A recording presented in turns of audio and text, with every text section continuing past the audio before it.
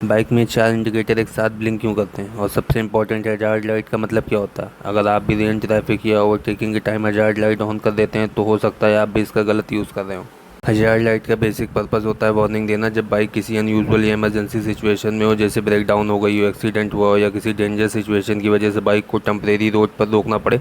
तो hazard light दूसरे road user को बताती है कि अटेंशन, यहाँ कुछ अनयूजुअल है।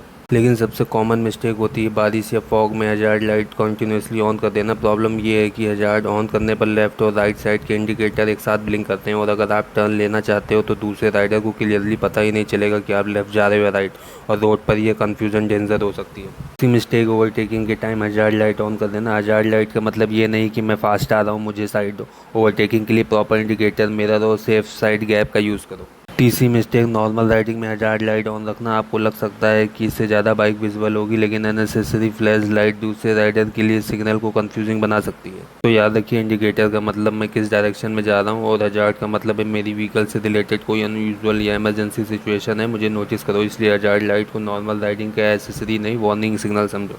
रोड पर सिर्फ विजुअल होना इंपॉर्टेंट है, प्रेडिक्टेबल होना भी उतना इंपॉर्टेंट है।